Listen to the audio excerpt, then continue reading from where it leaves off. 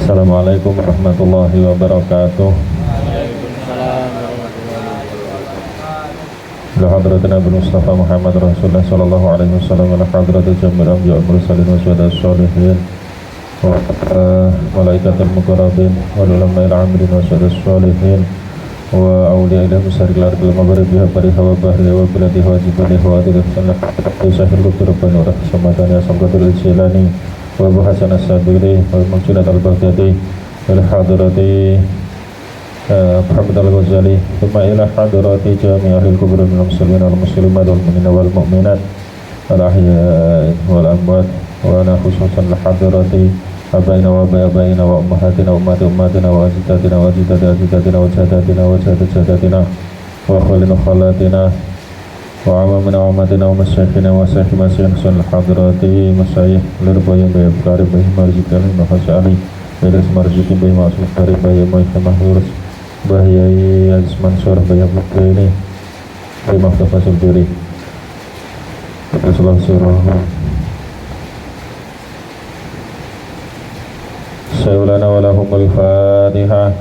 أعوذ بالله من الشيطان الرجيم بسم الله الرحمن الرحيم الحمد لله رب العالمين الرحمن الرحيم مالك يوم الدين إياك نعبد وإياك نستعين اهدنا الصراط المستقيم صراط الذين أنعمت عليهم غير المغضوب عليهم ولا الضالين آمين. Mesti gak gawa kertas anu ini Asmaul Husna gak gawa HP ya gak gawa wis pun khatam nih gak apa-apa aku dhewe sing nyanyi.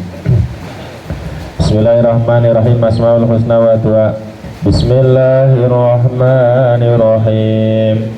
Bismillahi badana walhamdulillahirabbina wassalatu wassalam linnabi habibina ya Allah ya Rabbana anta maqsuduna ridhaka mathlubuna dunyana wa ukhrana ya Rahmanu ya Rahim ya Maliku ya Qudus ya Salamu ya Mu'min ya Muhaimin ya Aziz ya Jabbar Mutakabir ya Khaliqu ya Bari ya Musawwir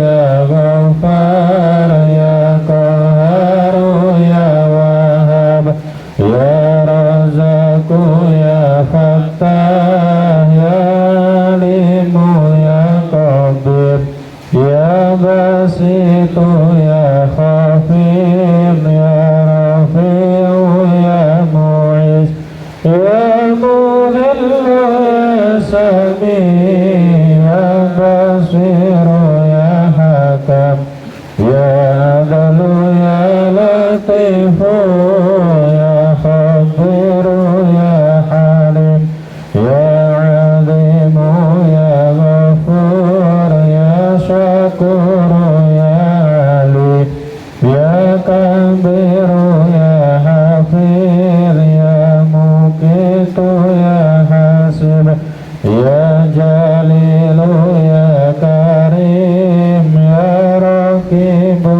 ya Mujib ya Wasi'u ya Hakim ya Wadudu ya Majid ya Ba'ithu ya Syahid ya Haqqu ya Wakilu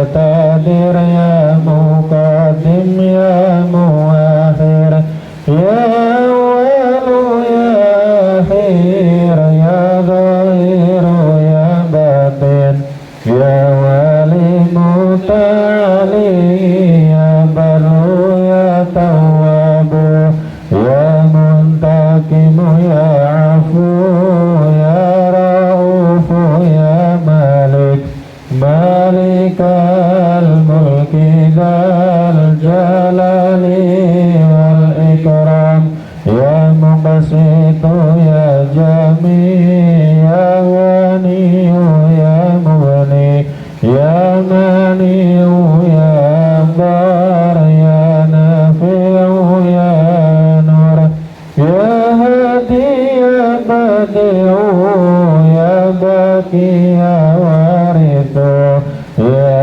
راشد يا صبور عز جل ذكره بأسمائك الحسنى اغفر لنا ذنوبنا ولوالدينا وذرياتنا كفر عن سيئاتنا واستر على عيوبنا واجبر على نقصاننا وارفع درجاتنا وزدنا علما نافعا ورزقا واسعا حلالا طيبا وعملا صالحا ونور قلوبنا ويسر أمورنا وصحح أجسادنا دائم حياتنا إلى الخير قربنا عن الشر بعيدنا والقربى رجاؤنا خيرا نلنا المنى بل مقاصدنا وامض هوائجنا والحمد لله الذي هدانا صل وسلم على طه خليل الرحمن وآله وصحبه إلى آخر الزمان لخمسة نطفي بها حر الوباء الحاتمة المصطفى والمرتضى وابنهما والفاطمة لخمسة نطفي بها حر الوباء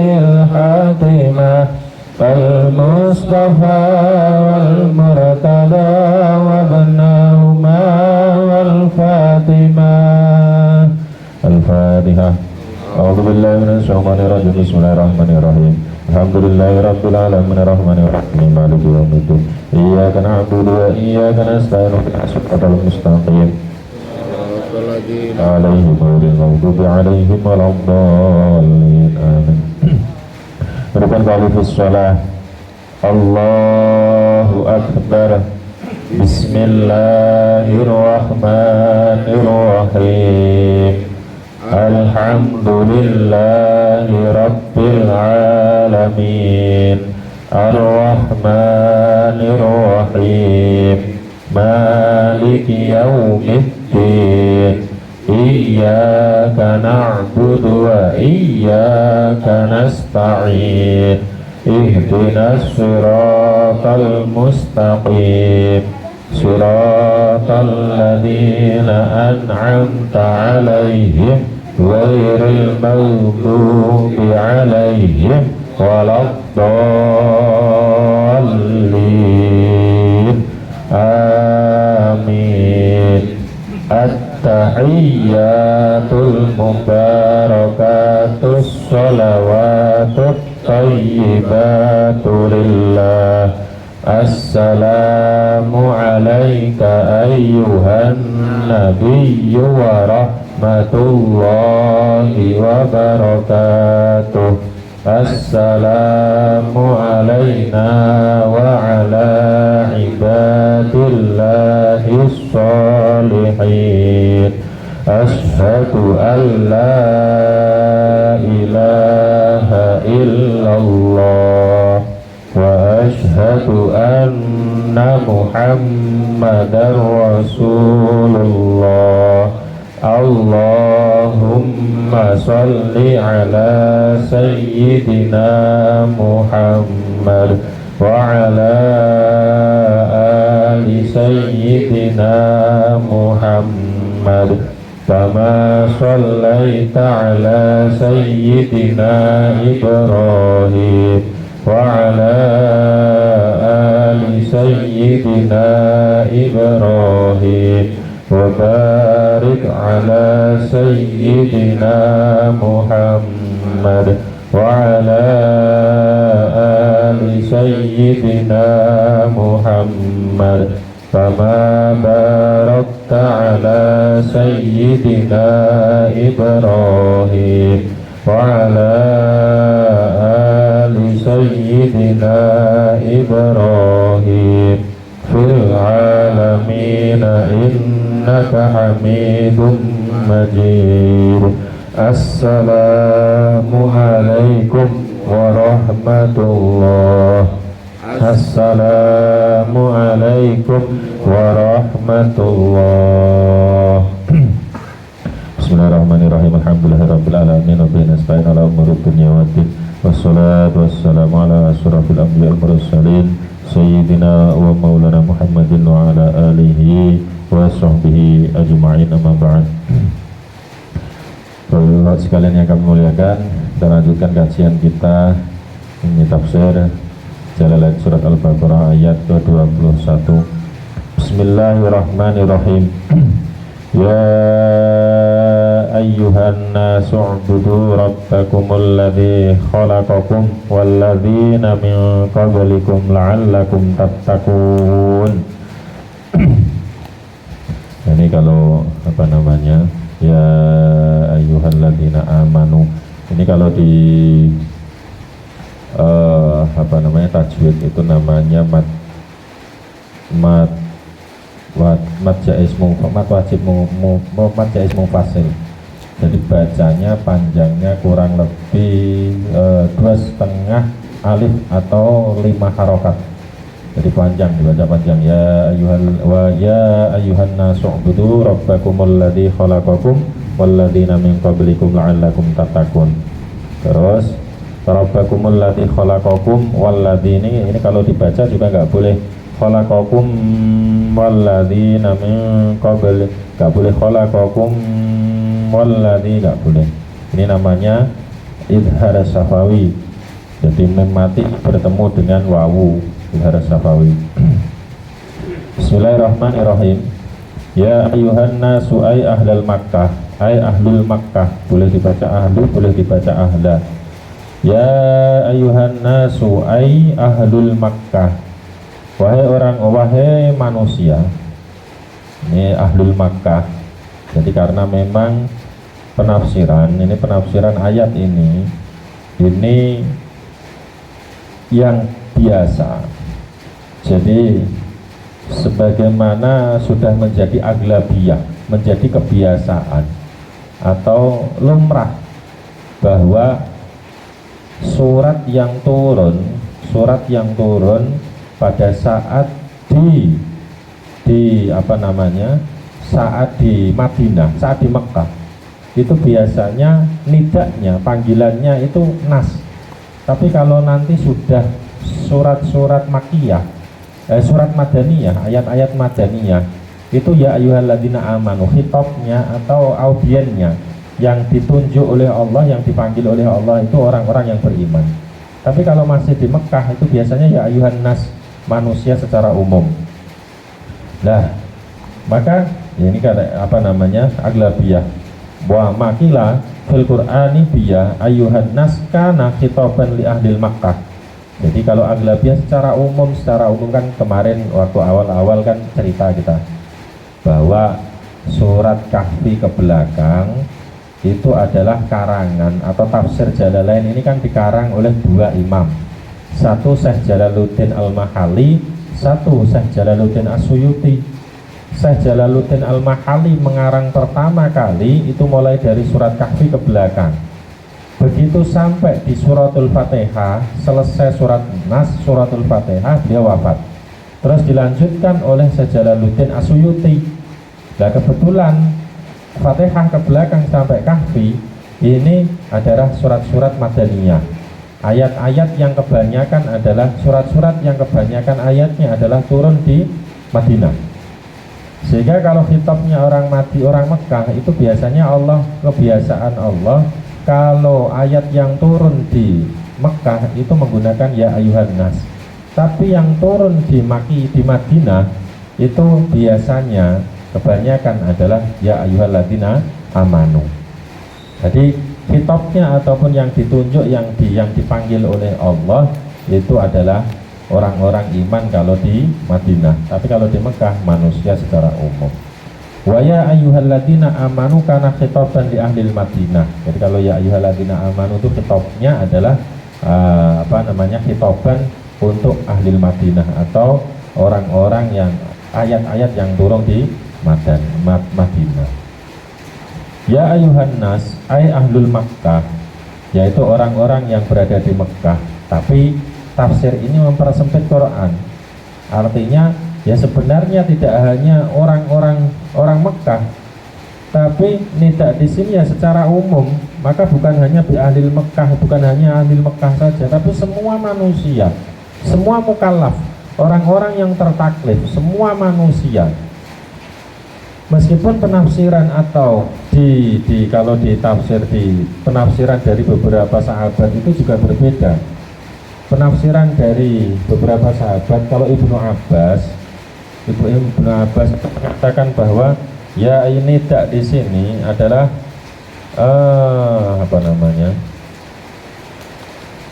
ini fa'amara jalla sana'uhu al-fariqaini.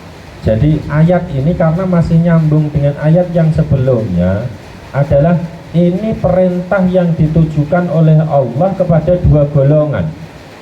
Dari ayat sebelumnya kan menceritakan pertama, menceritakan orang iman kan? Alif lam mim dzalikal kitab la raiba fihi hudal lil muttaqin alladzina yu'minuna bil ghaibi wa yuqimunas sholata wa mimma razaqnahum yunfiqun. Itu kan menceritakan orang iman. Yang kedua adalah menceritakan orang-orang kafir. Nah, menceritakan orang-orang kafir. Wa minan nasi ayat yang nomor berapa itu? Ayat yang nomor, ya Allah, Damirabbi ma'uladamul muslimun khatamallahu ala qulubihim sawa'un alaihim a'angdartahum.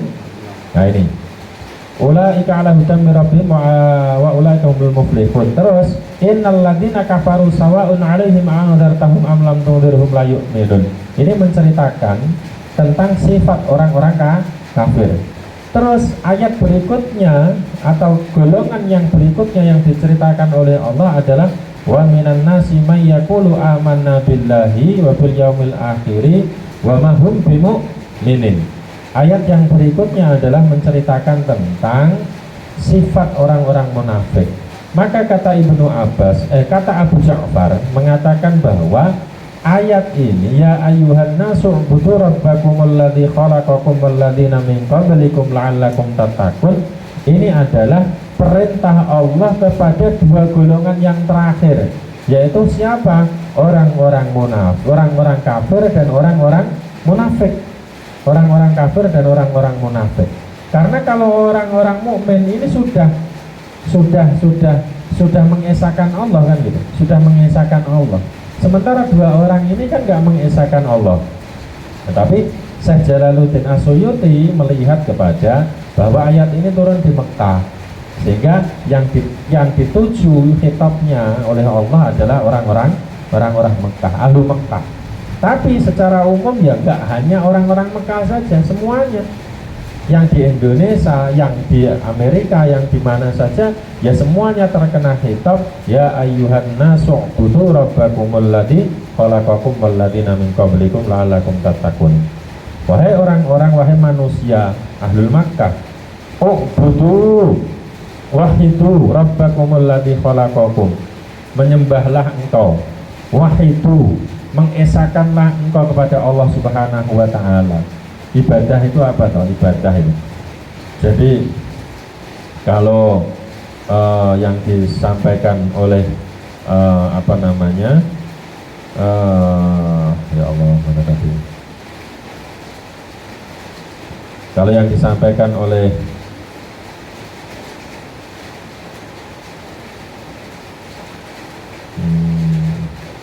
jadi yang disebut ibadah itu adalah al-khudu'u lillahi bitta'ah.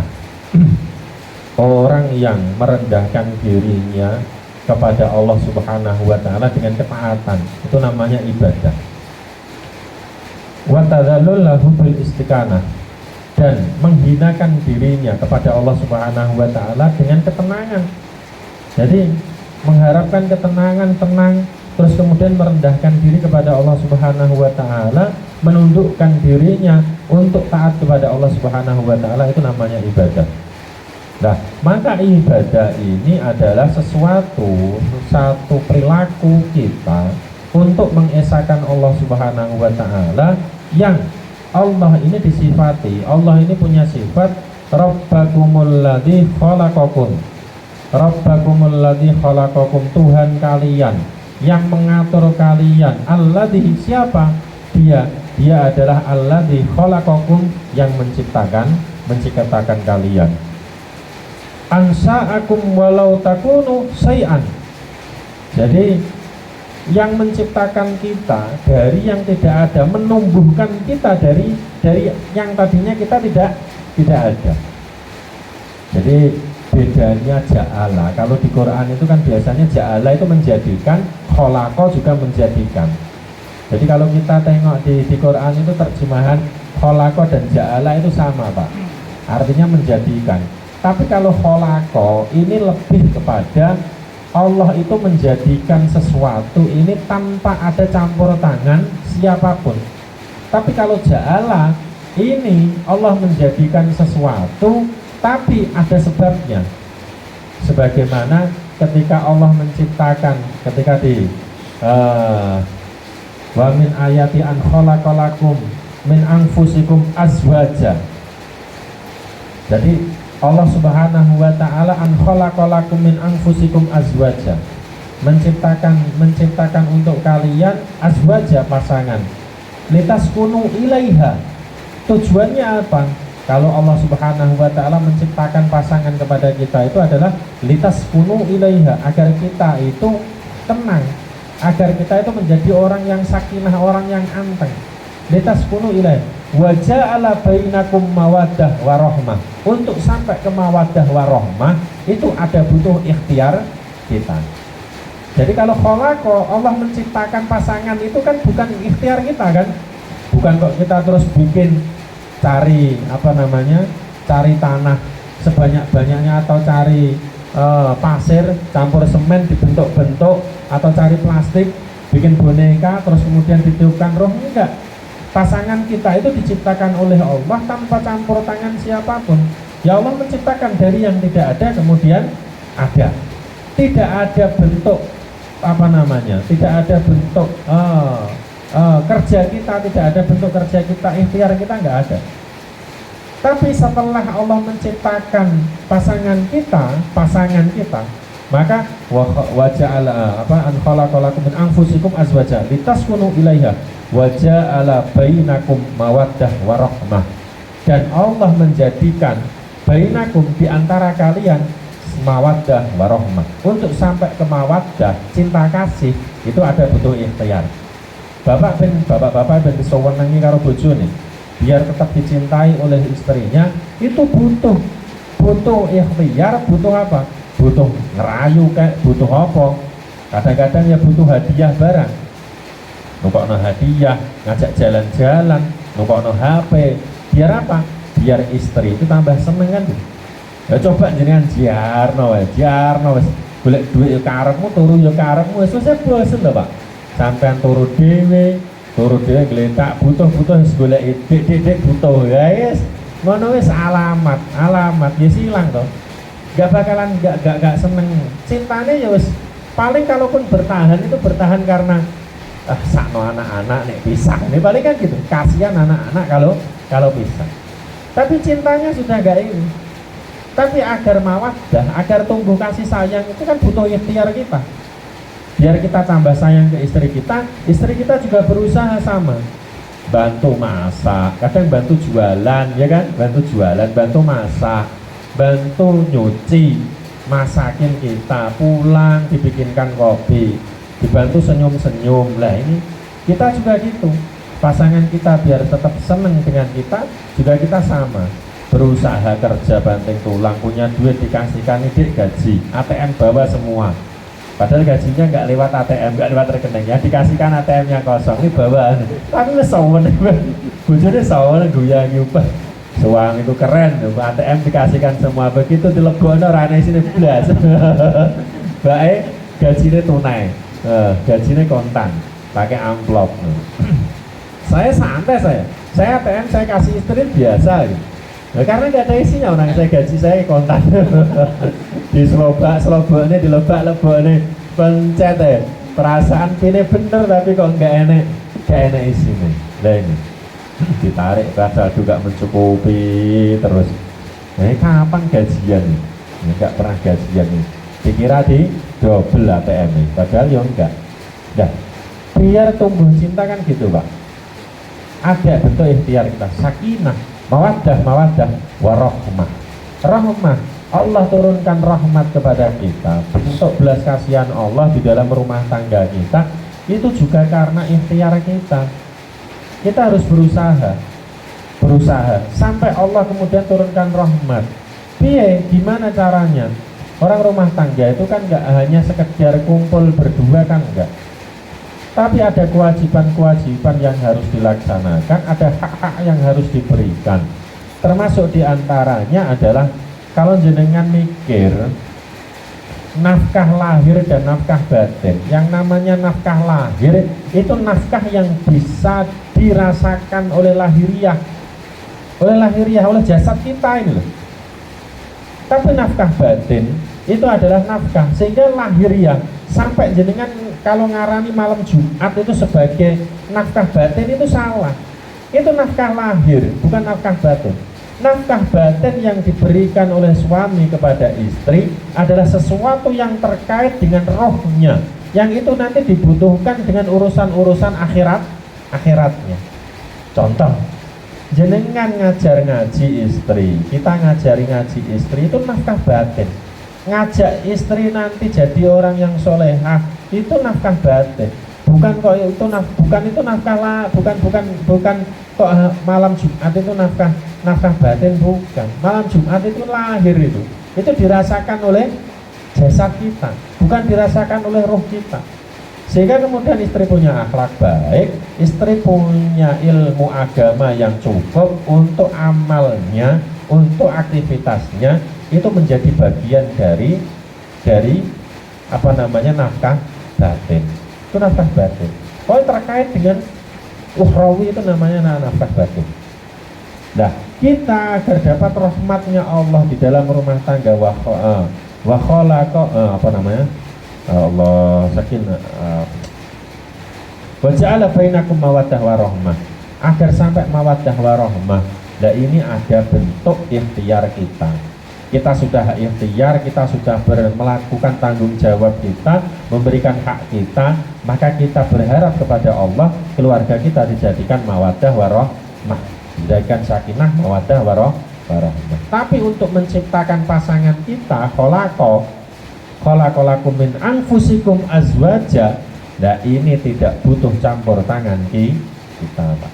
Sampai nggak perlu terus kemudian request sama bikin anak yang bagus, saya bantu piye bikin nanti kalau anakmu bagus biar nikah sama saya. Ini gimana ya, nggak bisa.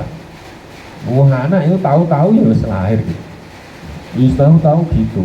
Makanya bedanya kholako dengan ja'ala. Kalau kholako itu tidak ada campur tangan, tidak ada bentuk usaha manusia. Tapi kalau ja'ala itu ada ikhtiarnya manusia.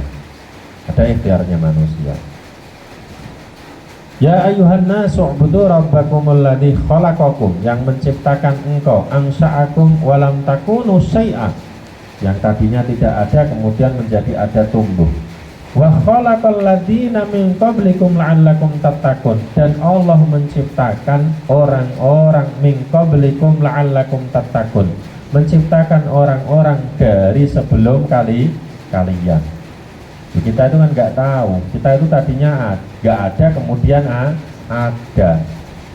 Nah, kita itu juga nggak tahu jenis kelamin kita itu apa juga nggak tahu. Tahu ada gitu. Makanya ya melalui jalur apa namanya orang tua, kemudian ada dari rahim orang tua, dari rahim ibu, kemudian lahir kita. Terus nanti kita punya istri dari rahim istri kita lahir anak-anak kita. Untuk menjaga ini hubungan yang semacam ini Allah atur, ada bentuk aturan-aturan untuk berbuat baik kepada orang tua. Berbuat baik kepada orang tua. Karena kalau enggak, kita itu kalau enggak mikirnya gini, Pak. Wah, aku kan sing gawe aku kan ya Allah. Yang menciptakan aku Allah. Bapak ibu itu kan hanya lantaran saja. Toh mereka juga merasakan enaknya. Usah begitu. Wah, malah gawat ini. Makanya Allah itu ngatur sampai kalau di kitab Tanbul Ghafilin itu diceritakan, andai kata Allah tidak menurunkan agama, andai kata Allah tidak menurunkan nabi dan tidak menurunkan kitab, itu seharusnya manusia itu sudah tahu cara berbuat baik kepada orang tua. Itu cara berterima kasih.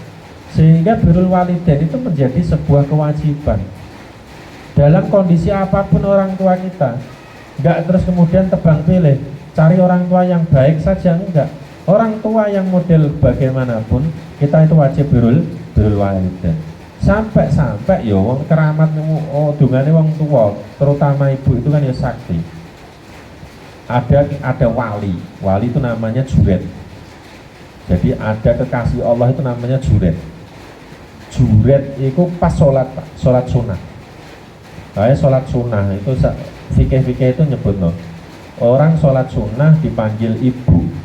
Itu lanjut sholat sunnah, apa batal sholatnya menuhi panggilan ibu. Nek sholat sunnah maka wajib membatalkan sholatnya kemudian memenuhi panggilan ibu. Itu sholat sunnah. Tapi nek sholat fardu enggak. Nek sholat fardu dipanggil ibu enggak apa-apa, lanjut jenengan. Terus ibuke panggil kom semisal nih. Oh wabar. Kok sholat sunnah maka batalkan penuhi panggilan ibu. Oh nggih Bu, wonten apa? Oh iya Bu, ada apa? Lho juret itu pas sholat sunnah dipanggil ibuke, juret ya, juret nanti panggilkan juret. Pas sholat ya ragu, ini batal kok terus, tapi sholatnya sunnah.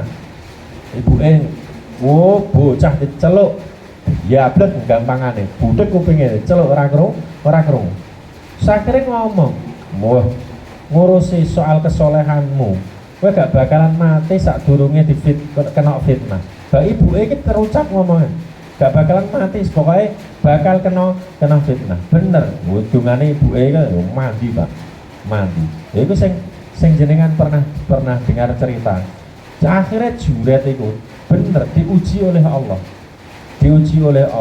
ada pelacur yang di sayembara istilahnya orang-orang di situ itu ada orang dablek di situ itu anak wong wayu terus dia apa nek ngaran dikasih sayembara, siapa yang bisa menggoda juret, sapa wong wedok sing iso nggoda juret. Wah, akhirnya bener Pak, juret sholat itu digoda sampai nyun sewu anggap lah udah ning ngarepe juret. Wes ora tertarik blas juret, ora tertarik blas. Wali lho Pak. Nek aku nih budal. Nek ayu budal. Wong nek ayu kan. Tapi kok sing disewa itu pelacur, memang pelacur. Cah nakal lah intine cah nakal. Nah, makanya nek elek wis gampang nolak wong elek wis.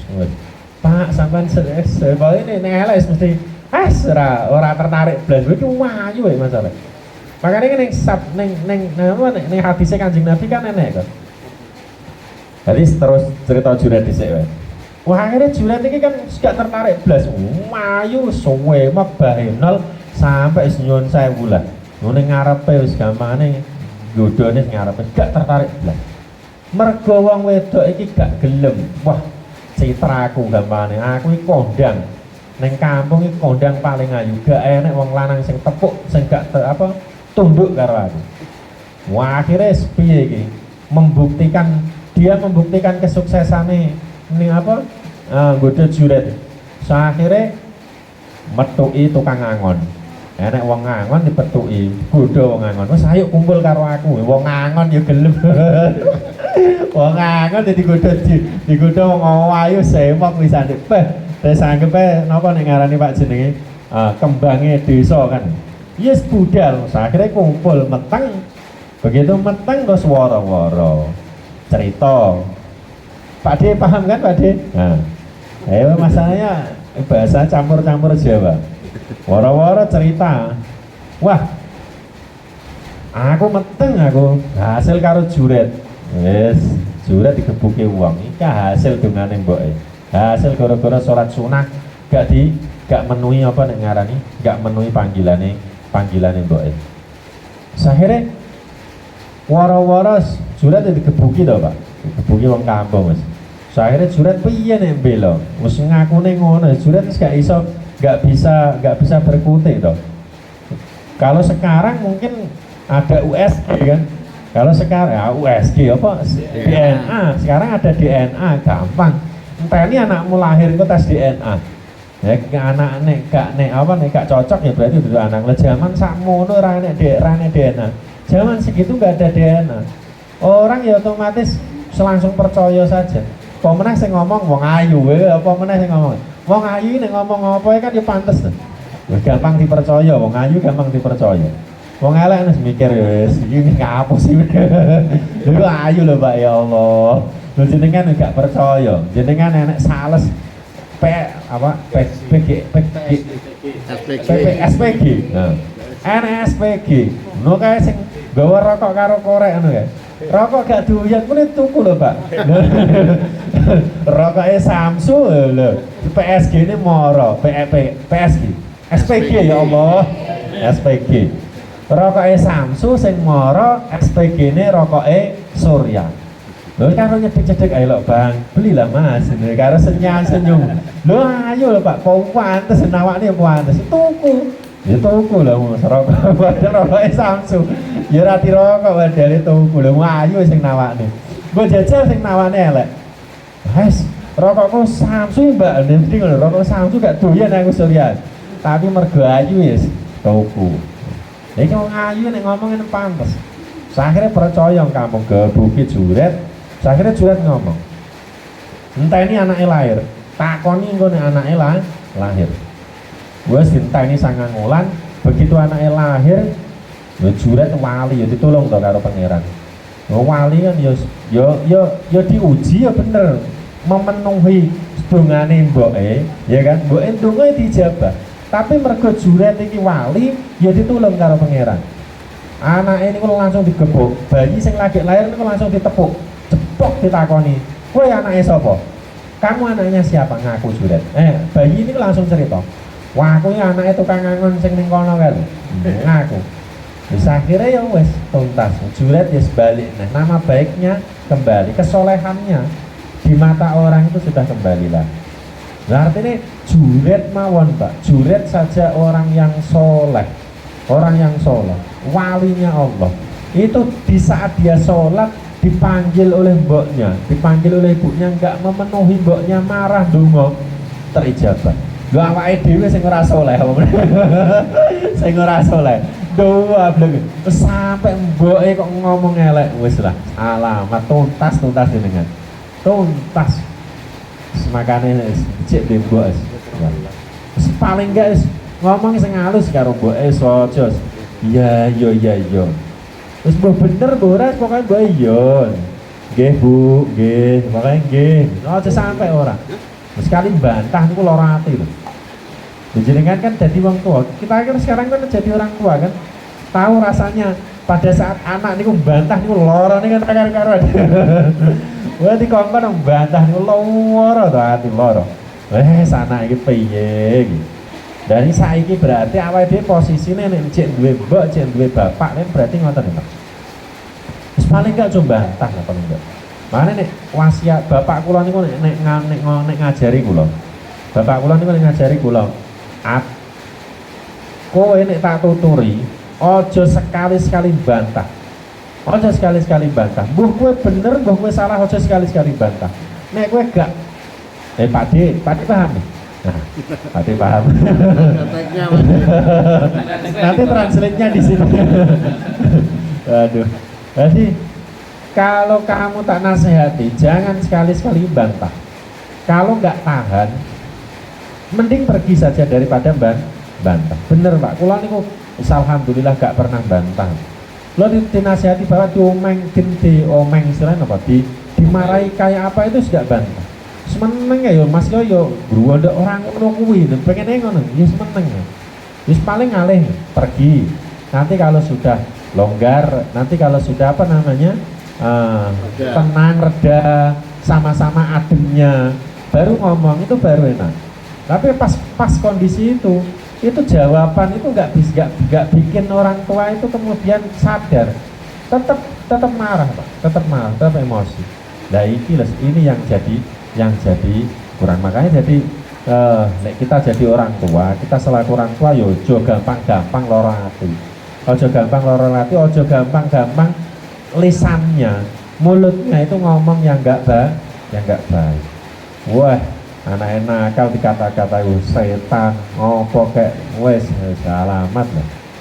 Yes, untungnya kadang-kadang ya wes bapak ya ora patek soleh dadi ya wes ngomong karepe dhewe ya pangeran iki gak patek ngrungokne. Pangeran iki gak patek ngrungokne, malaikat ya males didelok iki cah iki cangkeme welek gak perlu dirungokne. Malaikat sing males nyatet. Males nglaporne pangeran, jiarne akhirnya. Ya untungnya ngoten, kok sempat gampang ditompong ya, rusak anaknya kita Pak, rusak. Saya itu dikatai. Dan makanya tadi bahwa juret itu uang soleh sing kaya ngono, dirayu wong wedok sing kaya ngono kuwi. Makanya nek wong niku nek dirayu wong wedok di pemeneh ayu kok iso nolak. Niku termasuk besok ning akhirat niku bakale oleh perlindungannya Allah di saat wis ora ana perlindungan kecuali perlindungannya Allah. Jadi ning hadis itu yang dikatakan Abu Hurairah itu diriwayatkan oleh Abu Hurairah, Rasulullah itu mengatakan sab'atun yudhilluhumullahu fi dhillihi yauma la dhilla illa dhilluhu. Jadi besok itu ning akhirat itu ana 7 golongan sing bakal dinaungi oleh pangeran di saat ora ana naungan kecuali naungane pangeran. Akan ada orang yang mendapatkan perlindungan di saat tidak ada perlindungan lagi kecuali perlindungan Allah Subhanahu wa ta'ala. 7 golongan. Satu di antara 7 golongan, yang pertama ini pertama, bukan satu. Yang pertama adalah al-imamu adilun. Al-imamul adil, imam yang adil. Yang kedua, inilah yang kedua. Yang kedua adalah wasabun, bukan yang kedua. Kedua, ketiga, keempat, kelima. Yang kelima ini warajulun talabathu imra'atun dzata mansibin wa jamalin faqala inni akhafullah. Yang kelima, yang keenam atau yang keenam itu ya, seorang laki-laki yang di saat dia dirayu perempuan yang semok, yang cantik, yang aduhe, yang embuhes, pokoknya yang punya kecantikan, terus dia ngomong ini akhafullah, aku takut kepada Allah. Ya itu baru keren Pak, itu baru wong lanang. Wong jenengan dirayu kok iso nolak, kemungkinan sing rayu iku ora ayu. Kemungkinan sing rayu iku ora ayu. Wis yakin lho. Nek sing rayu ayu mesti mikir jenengan. Ditolak sayang, gak ditolak sing ning omah barang kan. Pamit rawani, gak pamit iki ya eman-eman kan. Terus akhirnya ngompet wis, gak ngekei jawaban. Gak ngekei jawaban. Iya, aku jadi ya seneng tapi harus ngomong gak wani. Ya gak dijawab ya. Ayo dijawab ya sing ning omah betutu kan. Wis gak wani wis mesti salamatis ngoten niku. Wis yakin. Tapi nek wani yo jawab ini akhafullah. Mas, aku gelem lho mbok wayu, semisal aku gelem lho mbok wayu. Aku jadi yang kedua yang ketiga maulah. Aku cinta sama kamu kok ayu to jenengan kok muni. Aku wedi karo pangeran. Wes yakin surga jenengan. Surga wis. Jamin surga. Jamin surga. Masalahnya ono gak sing ngerayu. Masalahnya ono gak sing ngerayu lho. Tapi ning ngajak wayu saya lho, Pak. Tapi ning ngajak wayu niku apik. Iki kan jelas nek sing ngerayu niku gak jelas bukan kok ngajak wayu, memang ngerayu ngajak zina. Tapi kalau ngajak wayu bagus. Makanya perempuan itu tahu bahwa tekniknya untuk halal itu ya nikah. Senengnya cuman karo iki. Gak enek liyane. Tapi iki wis dibojo ya, gelem gak gelem diwayu kan. Tapi itu urusan sing bojo sing ning omah oleh utawa ora itu urusannya. Tapi ini bagus, artinya bagi dia tahu cara bahwa untuk menghalalkan ini adalah dengan nikah. Lu wong cinta itu gak iso to, gak yo jenengan aja terus koyo gak enek wong lanang liyane wis. Yo ora iso ukurane ngono. Yo padha wae to bojone jenengan yo ngono to. Lha kok gak enek liyane gelem karo sampean. Kayak gak enek liyane gelem karo sampean. Yo kan cinta, masalahnya problemnya kadung cinta. Makanya jangan sekali-sekali sesumbar dengan istri. Cari yang lebih tampan dari aku, ya banyak. Cari yang lebih kaya dari aku, apa meneh? Apalagi cari yang lebih ganteng daripada saya. Mbruan. Mbruan, wis pol-polan. Jangan sekali-sekali berani sumbar dengan istri kayak gitu. Karena numpuk, Pak. Banyak. Istri bertahan dengan kita itu ya faktornya cinta. Bukan melihat ketampanan kita, bukan karena kekayaan kita, bukan karena apa, ya cinta. Cinta. Cinta ya maklumi. Akhirnya jenengan harus maklum ketika ada orang yang kemudian jatuh cinta dengan orang yang mungkin punya pasangan stres, mungkin yang dilihat sosok ideal itu. Kalau dia bisa nahan diri ya tahan kan gitu, tahan empat. Tapi kalau nggak bisa ya biar nggak iso. Ngono loh. Nah dia jenenge dunia ya ngono kuwi biasa. Nah, jadi juret saja sing soleh kaya ngono. Apalagi kita yang enggak soleh. Hati-hati wong tua. Keramat nih wong tua, keramat tuh. Wa khalaqal ladzina min qablikum la'allakum tattaqun, dan dialah zat yang menciptakan orang-orang dari sebelum kalian la'allakum tattaqun, agar kalian menjadi orang-orang yang bertakwa. Bi'ibadatihi iqabahu wa la'alla fil asli litaraji wa fi kalamihi ta'ala litahqiq. Jadi begini, kita itu kan sering dengar agar menjadi orang yang bertakwa. Coba bayangkan jenengan, ya ayyuhalladzina amanu kutiba alaikumusiyam kama kutiba alal ladzina min qablikum. Berpuasalah engkau sebagaimana orang-orang yang sebelum kalian diperintahkan juga untuk berpuasa. Sudah puasa kok masih ada istilah la'allakum tattaqun, agar kalian menjadi orang yang bertakwa. Kok masih agar, gitu loh, kok masih agar. Agar. Maka kata la'alla, agar supaya, semoga lah, bahasa semoga menjadi orang yang bertakwa. Siapa tahu menjadi orang yang bertakwa, kayak gitulah. Itu kalimat itu asalnya adalah litaroji, sebuah pengharapan. Artinya ketika ini sebuah pengharapan, itu adalah ketika dinisbatkan kepada kita, Pak. kepada mukhatabnya, kepada yang dihitopi. Tapi kalau dinisbatkan kepada yang ngomong, Allah Subhanahu wa Ta'ala, maka itu adalah litahqiq, bentuk pernyataan Allah.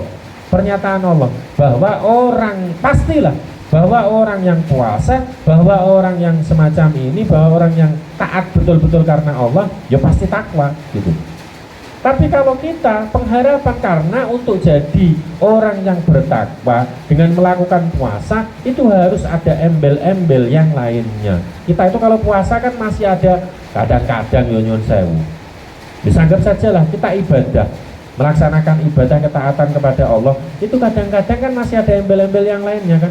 Berangkat ke sholat, berangkat ke masjid, masih juga dengan gerutu, dengan karena berangkatnya karena diomelin istri, mungkin ya, mungkin, atau mungkin berangkat ke masjid dari rumah ikhlas, begitu di jalan, Pak RT ini, Pak RT semisal, Pak RT soleh kali Pak RT, terus langsung dasi gudi, bajine muntuh ceblok, semisal nih, semisal, lo otomatis kan terganggu kan, keikhlasannya kan terganggu.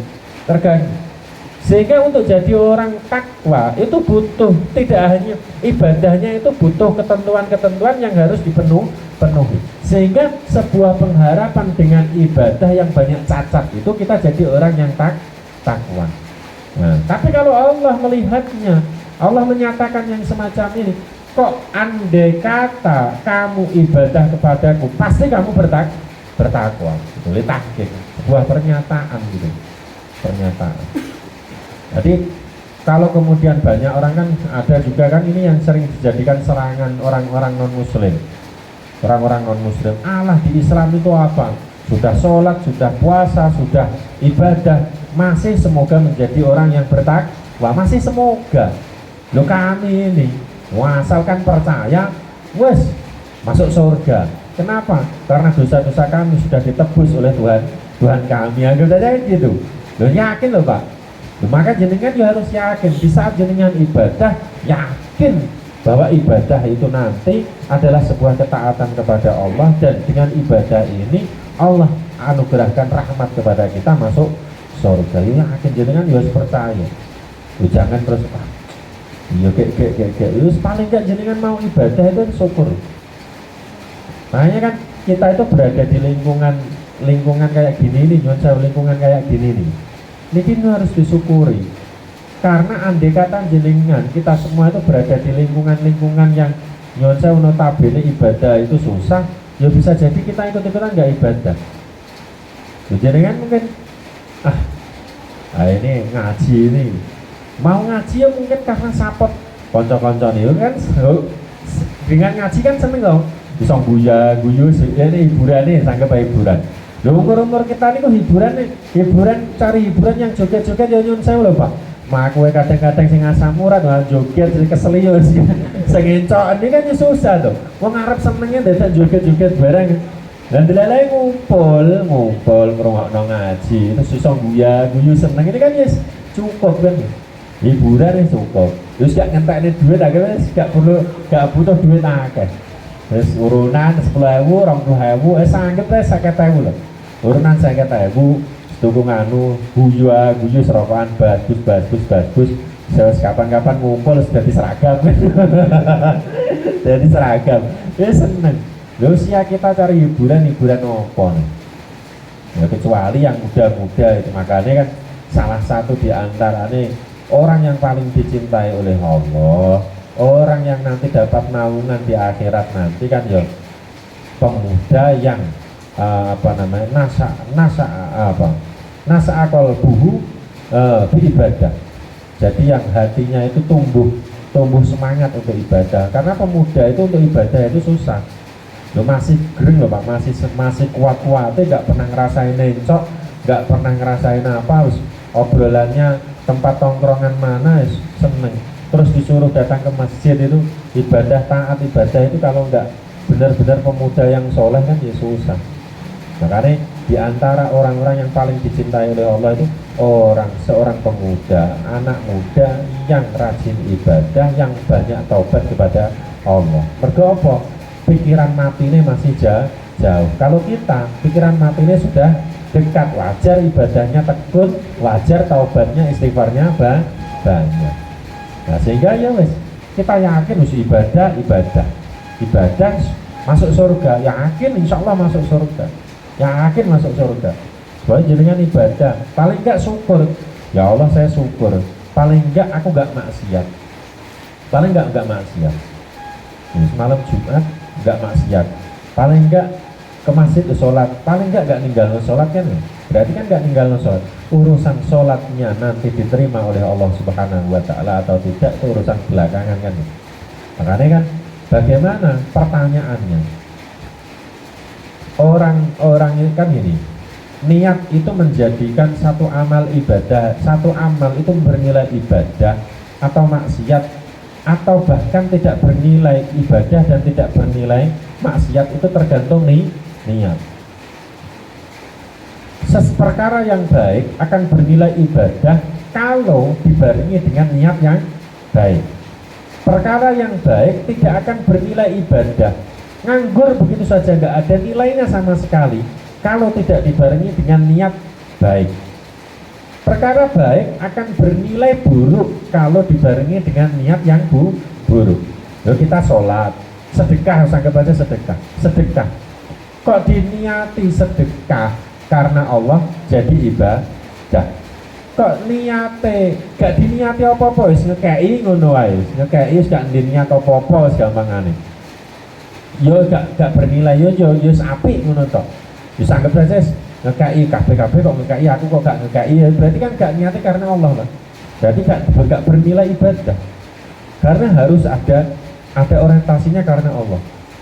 Terus ngekei karena riak pamer, itulah aku paling sugih ngekei, maka ini akan bernilai maksiat. Nah ini kan, nah sesuatu perkara yang mubah, ini juga seperti itu. Kita tidur bisa bernilai ibadah kalau kita tidur, niat kita di dalam tidur, pada saat mau tidur niatnya adalah biar besok kuat kerja, tolabul halal, biar besok kuat ibadah. Nah sudah seperti itu. Kalau nggak diniati apa-apa, ya tidur ya nggak bernilai apa-apa. Kalau diniati tidurnya, semales, bentar lagi subuh malah, susah turu bar subuh, pas turu wae, meninggalnya subuh kan gitu. Jadi berarti maksiat. Nah, yang nggak bisa dibarengi dengan niat itu hanya maksiat. Perkara buruk dibarengi dengan niat yang baik tidak akan menjadikan bernilai ibadah. Nyolong diniati, cari nafkah untuk nanti disedekahkan kepada fakir miskin, ya mbok sampai kiamat ya gak bakalan dinilai ibadah. Nyongkeli pintune tanggane, njupuk duwite tanggane terus hidupno ning gone fakir miskin, ya gak bakalan bernilai ibadah, gak bakalan. Tapi meninggalkan saya nggak nyolong, keniati, ya Allah saya nggak nyolong padahal konco-koncoku nyolong, ya Allah saya nggak ngombe padahal konco-koncoku ngombe kabeh, aku menghindari, itu akan bernilai ibadah. Tapi kok nggak melakukan itu karena nggak ada godaan. Nyuwun sewu, kita di masjid ini nggak mungkin toh enek perempuan godo terus godo, mas ini mas, nggak mungkin, yakin nggak mungkin. Sehingga kita nggak melakukan perzinahan karena kita di masjid dan tidak ada yang menggoda, itu kan sesuatu yang lazim, wajar, sesuatu yang pasti. Maka meninggalkan perzinahan ini kan bukan karena kita itu nggak ada godaan, bukan karena kita meninggalkan, tapi karena memang nggak ada godaan kan gitu Pak. Begitu karena nggak ada godaan, ya mau nggak mau ya pasti, itu sudah dipastikan. Ini sudah dipastikan. Kita sebenarnya tidak dapat apa-apa, karena orang yang dapat pahala ketika meninggalkan maksiat adalah ketika ada godaan ini. Saya nggak pernah ditawari orang untuk minum khamr, saya nggak pernah ditawari orang untuk minum khamr, sama sekali nggak pernah ditawari orang. Ya nggak mungkin kemudian saya itu dapat pahala karena meninggalkan khamr. Orang nggak pernah. Khamr itu kayak apa? Gitu saja gitu. Tapi kalau ada orang ditawari khamr kemudian dia nggak minum, lah ini loh, nggak mau, haram, lah baru itu bernilai ibadah. Dan meskipun seperti itu, paling tidak, meskipun nggak ada orang yang rayu kita, nggak ada orang yang nawari kita, paling tidak kita kan meninggalkan meskipun itu tidak bernilai ibadah. Paling tidak kita tidak melakukan dosa. Paling tidak kita tidak melakukan dosa. Sesederhana ini.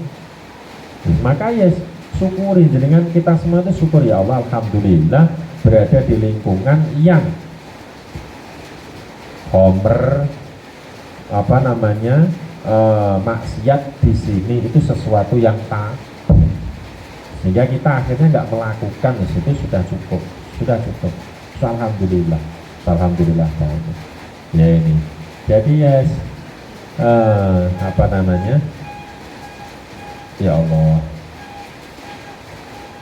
ibadah yang kita lakukan, la'allakum tattaqun, itu semoga kita menjadi orang yang bertakwa. Itu adalah sebuah pengharapan kita, sehingga semoga dengan melakukan ibadah-ibadah yang kita lakukan itu Allah percayakan jadi baik. Apalagi didampingi dengan ngaji loh Pak, ngaji semingguan, ngaji meskipun hanya seminggu sekali, ngaji paling enggak semoga saja ya itu tadi, ibadah yang kita lakukan itu membaik, berangsur-angsur menjadi lebih baik. Terus karena menjadi lebih baik itu akhirnya ibadah ini menjadikan kita menjadi orang yang lebih baik di mata Allah Subhanahu wa ta'ala, bukan di mata manusia tapi di mata Allah Subhanahu wa ta'ala. Ya kuncinya tadi, ibadah adalah al-khudu'u lillahi ta'at. Jadi merendahkan diri kepada Allah dengan ketaatan. Soalnya taat karena Allah sudah selesai, maka insya Allah ya sudah. Oke, monggo Pak Adi. Ini sudah. Salam, monggo. Jam berapa ini?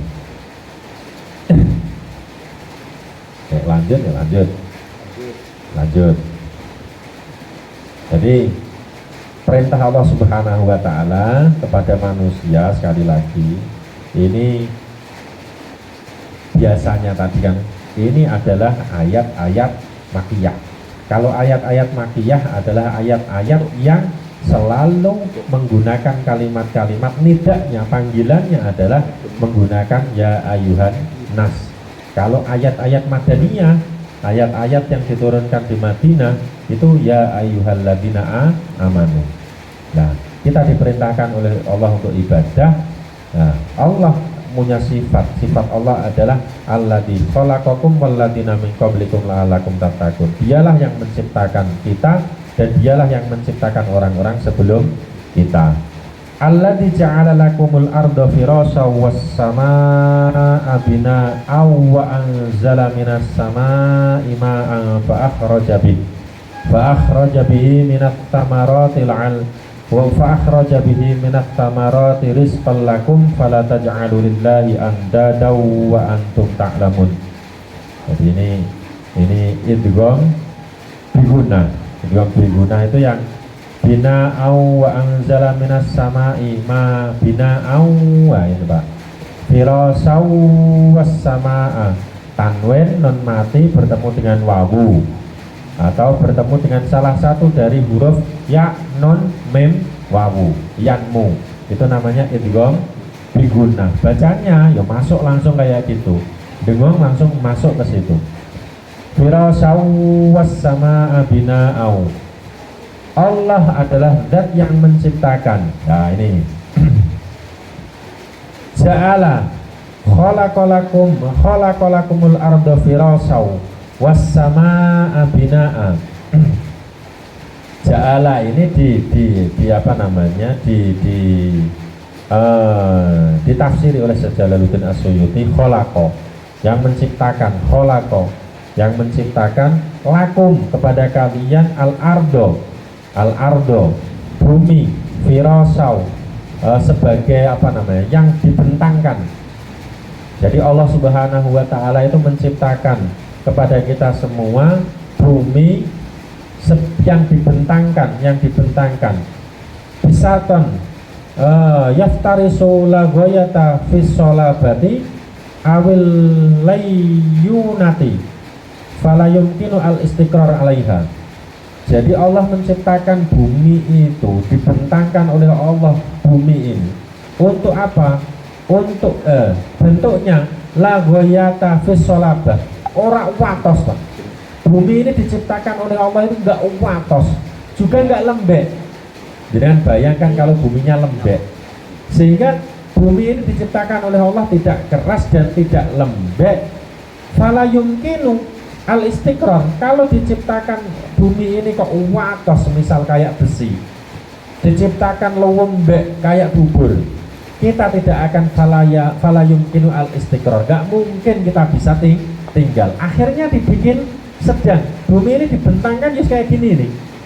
Jenengan pacul ya iso, tapi yo gak ndelep, gak bikin kita berdiri kemudian tenggelam enggak.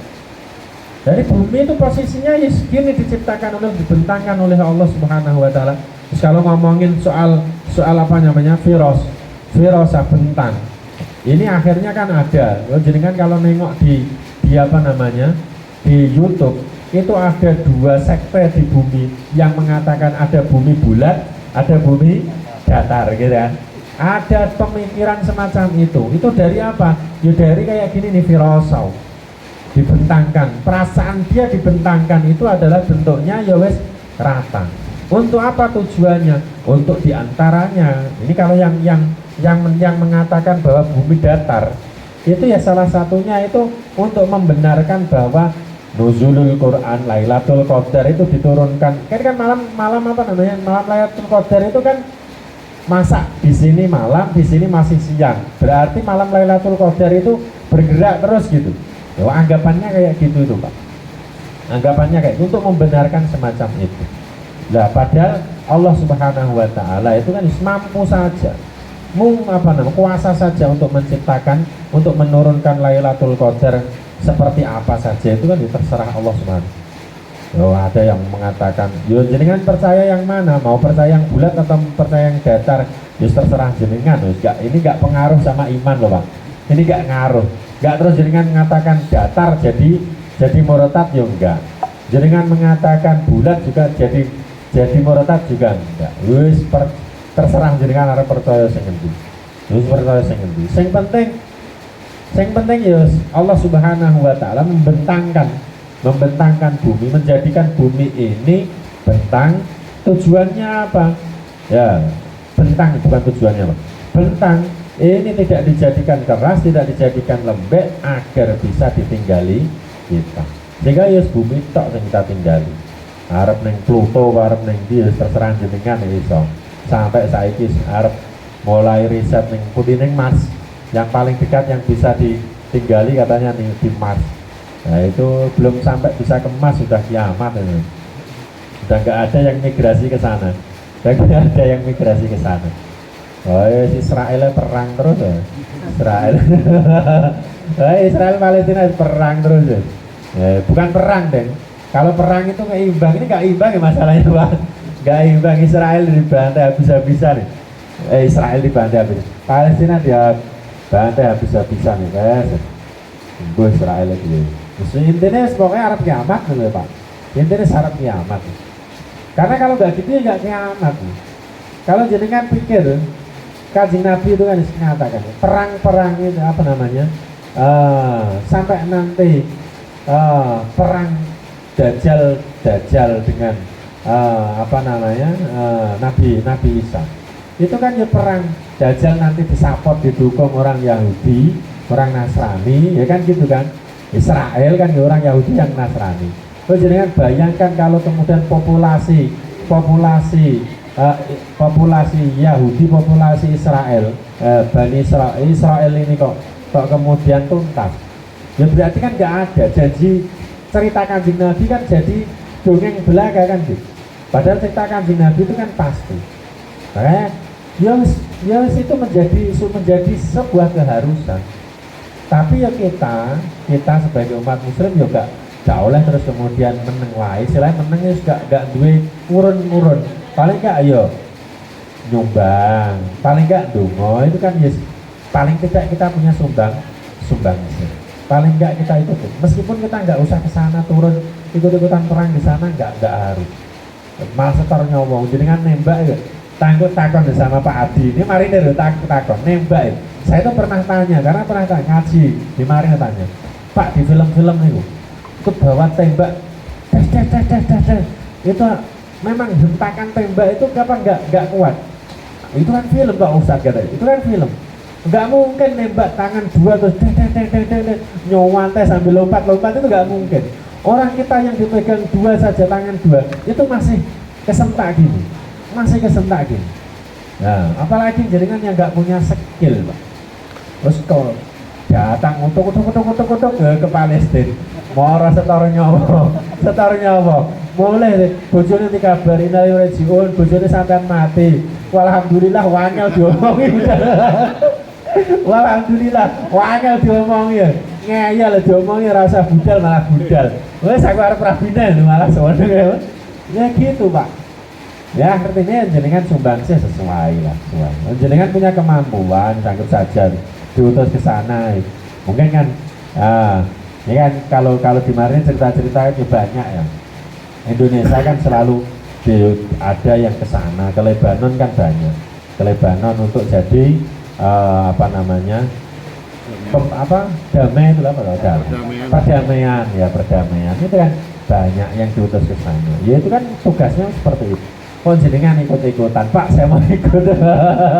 Ya kebab. Terus bener loh Pak, itu ranjo itu terus ini, katanya itu ranjo itu Masya Allah. Bahwa orang ngangon wedus, orang Lebanon, orang Palestina ngangon wedus, sing sikile pedon ya. Wedusnya mau mayu mangan di kono, godang nggak ngerti ranjo. Bledos biasa Pak.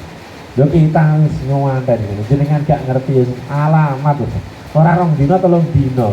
Bojone soleh kabar, mati bojomu ya alhamdulillah wis mati syahid. Akhirnya tak rabineh wis selesai Pak, selesai. Nah ini kan saturannya gitu. Jadi memang Kanjeng Nabi cerita ngoten niku. Sudah cerita kayak gitu ya artinya cerita itu pasti terjadi. Apapun yang diceritakan Kanjeng Nabi pasti terjadi. Dan kiamat gak akan terjadi kalau Nabi Isa tidak turun. Turunnya Nabi Isa setelah Dajjal, setelah perang. Itu pun juga setelah nanti Imam Mahdi turun. Nah, itu kan panjang ceritanya. Imam Mahdi mimpin umat Islam, perang sama Yahudi Nasrani, perang dengan orang-orang kafir itu tuntas. Bahkan perangnya itu pedang-pedangan. Perangnya itu udah gak nuklir, makanya bisa dengan bayangkan. Karena saya pernah baca itu. Albert Einstein ini Albert Einstein ngocoknya biasa bener nih. Pokoknya Albert Einstein nih loh. Itu mengatakan bahwa perang dunia keempat. Perang dunia keempat itu perang yang dilakukan sudah tidak menggunakan senjata canggih lagi. Kenapa? Entah nanti perang dunia ketiga itu caranya bagaimana menjadikan akhirnya perang dunia keempat itu kayak perang kayak biyen nih. Depan gawe pedang, suduk-sudukan, panah-panahan, terus apa ning ngarani tombak-tombakan. Waduh wis depan ngono Pak.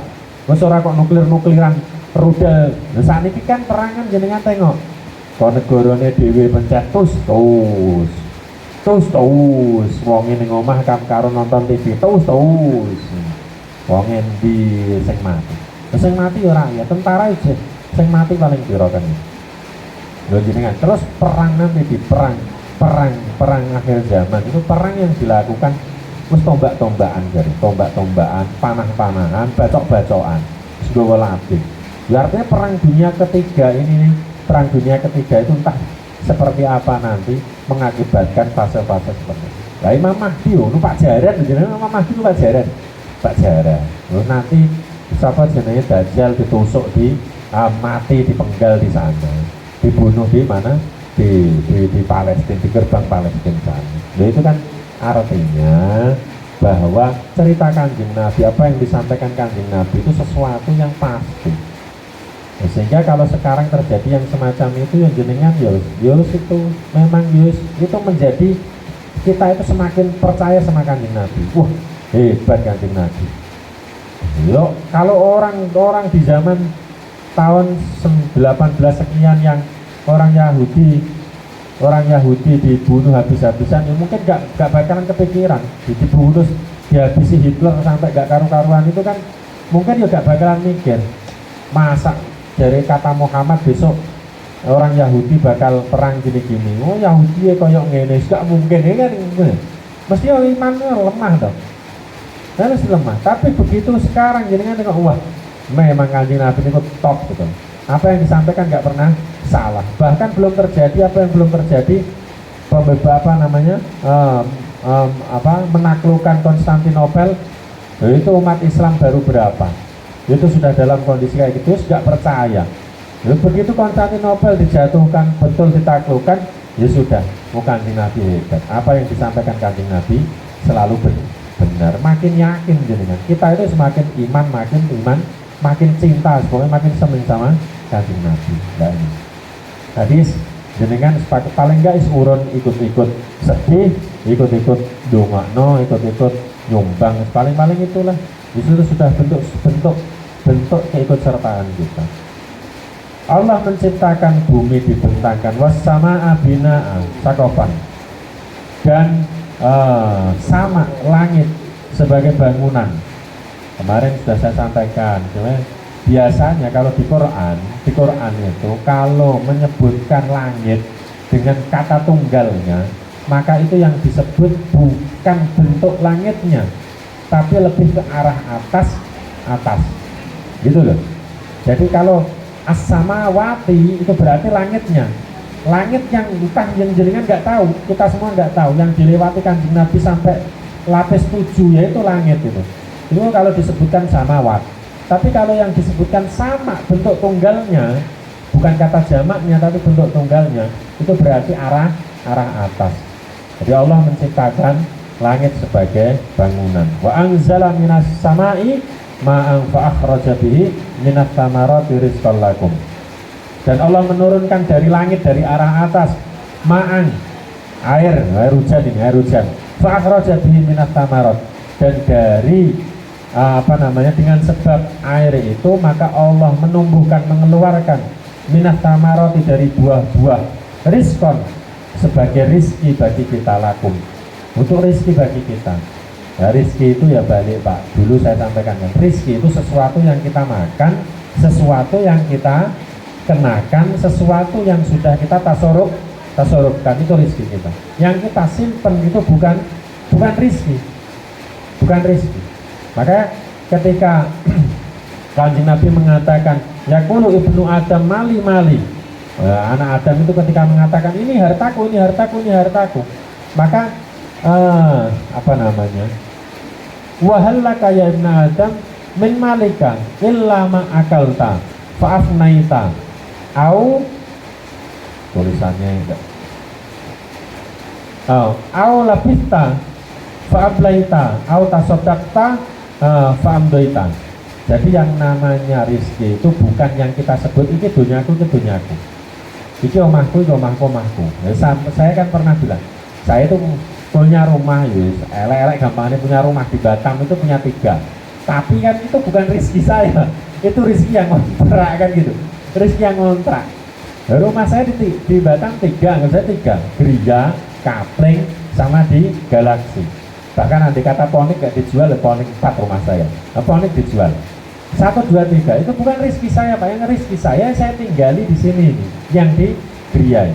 Bahkan yang di Kapling itu nggak pernah ninggali sama saya, nggak pernah nempat dari mulai dibangun sampai sekarang, itu nggak pernah tinggal di sana, sama sekali nggak pernah ditinggal.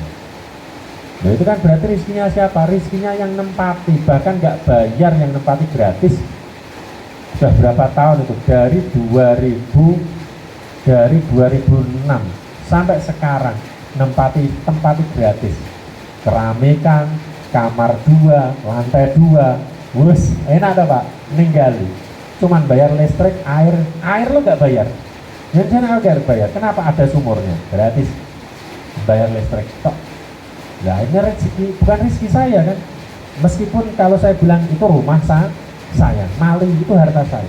Maka ketika ada ibnu Adam, anak Adam mengatakan ini hartaku, ya bukan. Yang namanya hartamu adalah yang namanya rizkimu itu adalah yang kamu kenakan, yang kamu makan, yang kamu sedekahkan, yang habis terbuang jadi ya situ.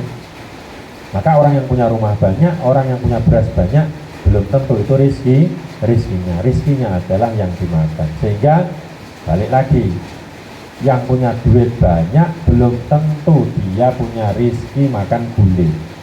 Nah, duit banyak asam urat, terus kolesterol, darah tinggi, makan gulai nggak berani. Lah, yang nggak punya duit deket Pak Imam bentar-bentar undangan akikoh, nggak pernah bayar. Ayo Pak Imam undangan akikoh, ayo berangkat, nggak bayar tapi makan kambing. Loh, sebelum makan kambing, pulang dibungkus di sana makan. Luar biasa. Padahal nggak punya duit, yang punya duit belum tentu makan. Sesederhana itu sebenarnya. Maka ya sudah, rizki ya situ. Kita harus nggak usah mikirin, rizki sudah dijamin oleh Allah Subhanahu wa Ta'ala. Ta'kulunahu wa ta'lafuna bihi dawabukum. Fala taj'alu lillahi andada. Sehingga kalau sudah seperti itu, kata Allah Subhanahu wa Ta'ala, jangan kalian jadikan suraka andada itu bilangan-bilangan. Jadi jangan kalian jadikan Allah Subhanahu wa Ta'ala kepada Allah bilangan-bilangan kawan-kawan, suraka, sekutu. Jangan kalian jadikan untuk beribadah kepada Allah menjadikan sekutu. Ya sudah. Intinya jenengan sudah tahu sifat kita, itu sudah tahu sifat Allah. Allah itu yang menciptakan kita, yang menciptakan manusia sebelum kita, yang menciptakan bumi, yang menciptakan langit, yang menurunkan air dari langit, yang memberikan rezeki. Sehingga kalau ibadah jangan menyekutukan Allah. Ya sudah, ibadah kepada Allah, mengesahkan Allah. Wahidu, mengesahkan Allah Subhanahu wa Ta'ala. Minimal kita gak menyekutukan Allah, insya Allah lah. Itulah Pak sekalian yang dirahmati Allah Subhanahu wa Ta'ala. Semoga saja ngaji saiki ini paling panjang loh, paling panjang sampai jam 10. Tapi yang mulai ini yo suwi. Jenengan badhe tanya, monggo silakan kalau ada yang mau ditanyakan. Kalau enggak ya sudah, itu saja ya tutup. Monggo kalau ada yang ditanyakan. Kalau enggak saya tutup loh.